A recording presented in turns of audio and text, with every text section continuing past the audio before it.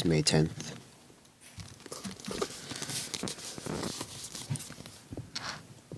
I like to pair my Artist Way style morning pages with recovery-based readings to make sure that my brain is on the right track for the day. The 3 pages that I write in the morning, as inspired by Julia Cameron's Artist Way, are a lot more about clearing my brain of the gobbledygook, if you will, to use a Teenage Ninja Mutant Turtle word.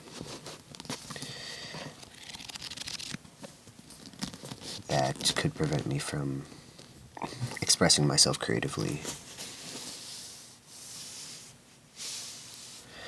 To get the negative thoughts out of the way, but it's not enough to just write down the mess that's up there. I also need to put new information in. And while I know that a gratitude list always works, for some reason, it is hard to do sometimes. And that's recovery. Sometimes it's hard to do. That doesn't mean give up. I'm finding what works for me. And so today we're going to read 24 hours a day in the Daily Reflections. This is for May 10th.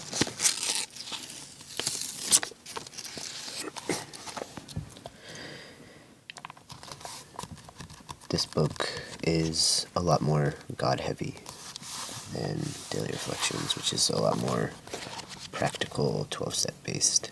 So if you are new in your recovery and adverse to the word God, you can think of it as whatever your higher power is, minus time. I believe that time heals all wounds. I believe that time cannot be comprehended by the human brain, and therefore it is undeniably more powerful than I am. I haven't read this yet, so thought for the day is broken into the thought, there's a meditation, and then there's then a prayer.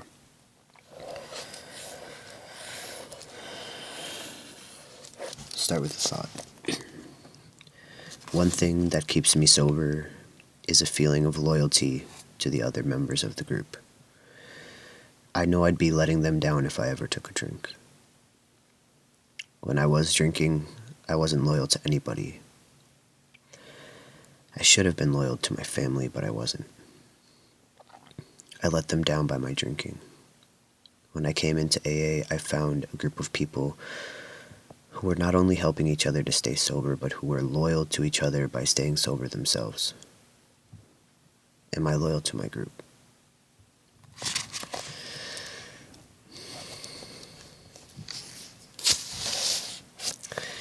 I already have thoughts on this thought for the day.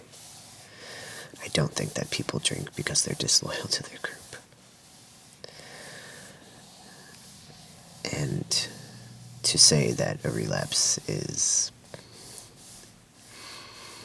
anything but what it is, which is, it's what we do when we're not working a good program.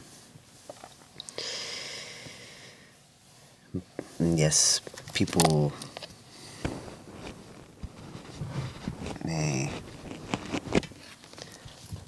may have opinions about you drinking, but they surely should not be judgmental. I recently slipped, and one of the best things I did was told my home group about it, because the support that I got that came out to me after sharing, and it was hard to share. It was very hard to be vulnerable. But one of the most profound things that someone said is, of course you drink. You're an alcoholic. It's weirder when you don't. And because I work a good program, and because I'm not going to stop going to meetings or working with my sponsor, that worked for me. It was a good reminder. Sometimes you mess up, but you can't give up. I can't give up. I can't just say, well, I'm going back to the way I used to live. And it's not out of any obligation to any individual's home group, spouse, partner, family. It's because for me to drink is to die. For me to drink is to go to jail, is to have negative consequences. And those are some of the worst case scenario, but really at the base of what my experience has been with when I try to drink normally, when I chase that obsession to drink normally, I hate myself. I'm unhappy. I feel horrible. I can't go and have a couple beers with the guys. Maybe I have one good night. Give it time, and I'm back to self-loathing, feeling horrible about myself, and feeling stuck, feeling once again like I'm enslaved to this thing, this chemical that I know is poison, and yet I can't stop. And it is everywhere. It's everywhere. No matter where you are, what country you're in, what culture you're from, I'm sure that there's been a way. As a human race, we found a way to make alcohol central to our celebrations, our traditions. And if you're like me,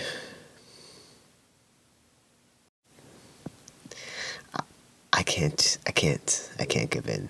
I can't go to a family party and crack open a Bud Light with my grandma, who recently started smoking Marlboro Reds. It was a little disturbing, but at least I know where I get my taste from. Good on you, Grandma.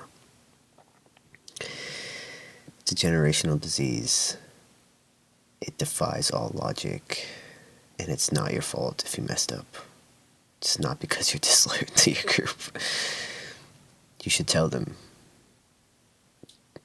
If you have group members that judge you, you might need a new group. My group did not judge me. They said, thank you so much for being honest. And 4 or 5 different group members texted me during the week to make sure that I was still on the right track. I had 3 different people offer to go to meetings with me. I know what I have to do because I've been on my recovery path for probably longer than I've not been at this point in my life. More than half of my life, I've been, I guess, in and out, you would say, in and out of the rooms of AA. But really, I know, even when I'm drinking, where I need to go and what I need to be doing if I want to be living a happy life, a free life. And so, while your home group can be really good motivation, I promise that if the people in your life are working a good program too, they won't be so disappointed with you that they cast you out. Just don't give up. And it was hard, to be honest, but if I hadn't been, I think I would have felt so much more alone. So there I go, sharing my thought for the day on the thought for the day, which, look, I don't claim to know everything. Certainly no expert in something that is completely intangible and incomprehensible to even some of the greatest scientific minds, but you can't do it alone. I can't do it alone.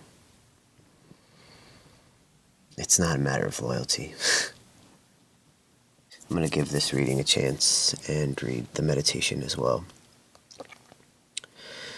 Keeping in mind that this text does tend to be a lot more, let's call it monotheistic, more kind of traditionally religious in the way that it approaches higher power. But in any 12-step program, you do not need to use someone else's higher power. It's what works for you. And I know it works for me. I know what works for me. All right, the meditation for the day. Calmness is constructive of good. Agitation is destructive of good. I should not rush into action. I should first, quote, be still and know that he is God, end quote. And I think that quote came from the literal Christian Bible. Then I should act only as God directs me through my conscience. Only trust, perfect trust in God, can keep me calm when all around me are agitated. Calmness is trust in action. I should seek all things that can help me to cultivate calmness. To attain material things, the world learns to attain speed. To attain spiritual things, I have to learn to attain a state of calm. I love that. To attain material things, the world learns to attain speed. To attain spiritual things, I have to learn to attain a state of calm. Right? So this book, to me, in this moment, and it's no shade for using a biblical quote, it's just antithetical to the 12-step program, which is like inherently not a Christian program, not a monotheistic program in the sense of like being prescriptive. All people in any 12-step program choose a higher power of their own understanding. That's the way it works. It's about what guiding bigger than you thing is going to keep you on a path where you're using the spiritual principles in all your affairs.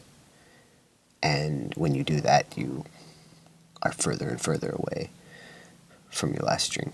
So there's no time to drink when you're being of service. That said, to attain material things, the world learns to attain speed. To attain spiritual things, I have to learn to attain a state of calm. This is kind of responding to capitalism and different ways the economy might shape the way we live, and in that being antithetical to living a spiritual life sometimes. That said, I have no idea how that relates to the thought for the day. I'm not sure if these are supposed to be linked, but the thought for the day ended with the question, am I loyal to my group? And the meditation for today is about calmness. So the prayer for the day, let's see if this is connected. I pray that I may learn how to have inner peace. I pray that I may be calm so that God can work through me. Love that. Absolutely love that. Very confusing why the thought for the day would be about letting your group down if you drink. Well, grateful to be here. I'll keep coming back, and those are my individual personal thoughts, not reflective of any entity. No, I'm not reflective of any entity. I'm not reflective of any individual. I'm just one human on a spiritual journey. Just one human. That's it. Just one human. Those are my thoughts. That's been my experience. That's been my experience. That's been my experience. We're going to read the daily reflection now for May 10th.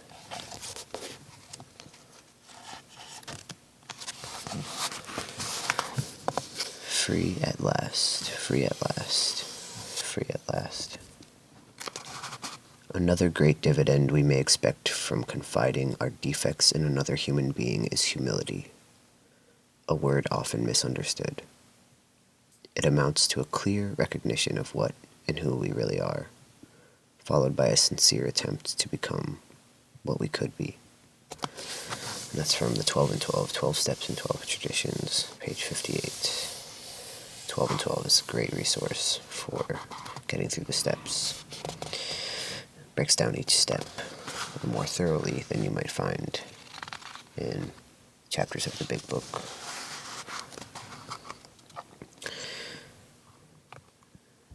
I knew deep inside that if I were ever to be joyous, happy, and free, I had to share my past life with some other individual.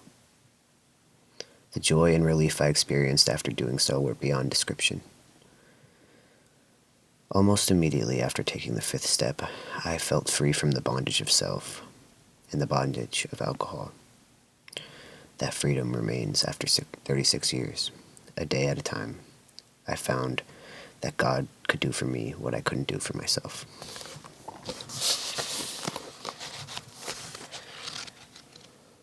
It is my understanding that this text was written, I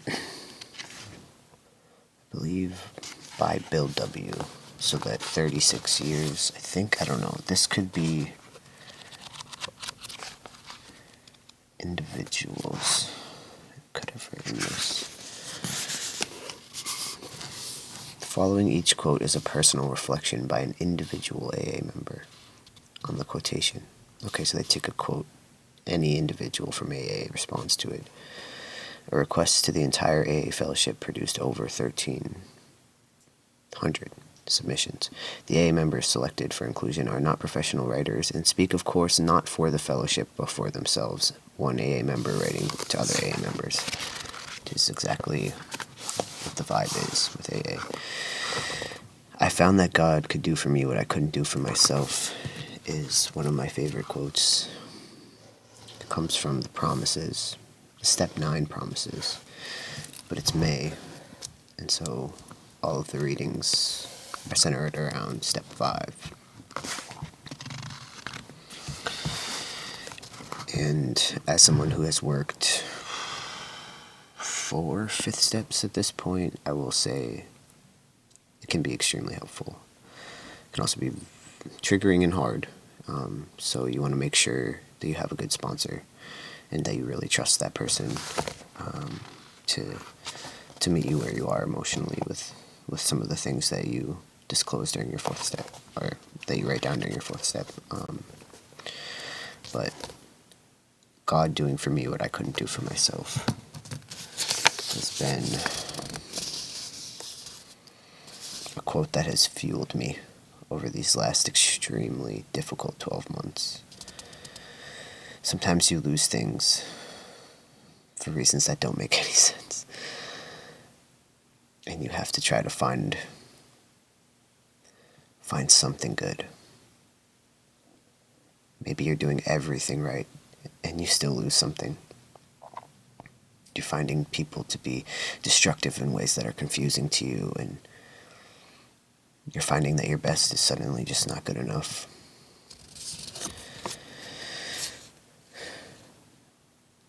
And what I really want to be true is that when I lose things and I don't understand why, that's God doing for me what I couldn't do for myself.